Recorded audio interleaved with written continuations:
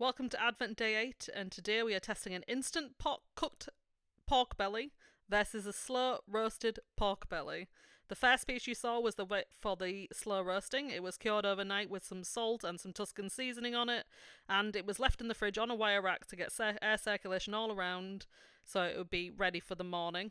And this version was the Instant Pot version. This was cooked in a stock and mustard and soy sauce, Worcester sauce, some seasonings, basically the same seasonings that were on the other pot, near enough. And then that was cooked in the Instant Pot for around 20 minutes before being pressed with some cans in the fridge overnight and then thrown in just as the temperature got thrown up on the slow roast pork belly later on. So the slow roast pork belly went into the oven for around an hour and a half on a lower heat, and then it got slammed up to a higher heat at the same time that the Instant Pot pork went in.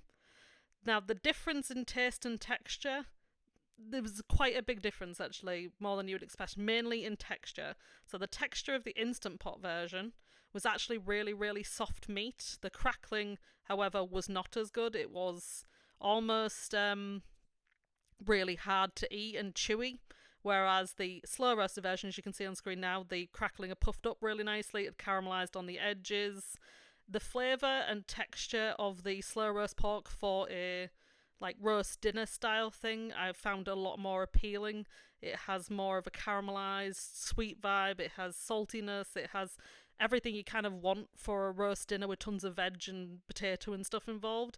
However, the texture of the Instant Pot version was so nice, and I can imagine for something like a bower bun or like a sandwich or anything that you coat the pork in sauce, that's going to be really, really nice. And the bonus to the Instant Pot version is I actually made a gravy out of the stuff that I cooked the pork in the Instant Pot, and it was really tasty. So I imagine if you put that sauce and that pork, the really succulent pork from the Instant Pot, into a bower bun, it'll be a lot more tasty than particularly the slow roast version with.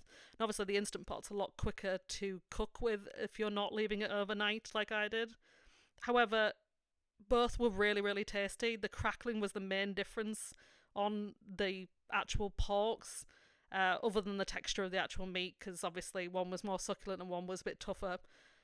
The crackling on the slow roasted one had puffed up really nicely. It was really lovely to eat, whereas the crackling, as I said, on the Instant Pot version was, it was just a bit chewier, a bit harder to eat, and less enjoyable of an experience. So for a roast dinner, I would definitely recommend slow roasting if you have enough energy to do that in your bills and etc., because it's a really nice treat every now and again if you're having a roast dinner. But if you're making something like bower buns or a nice sandwich, or you're just trying to get really succulent pork belly for a recipe, definitely use the Instant Pot. Roast potato battle coming soon.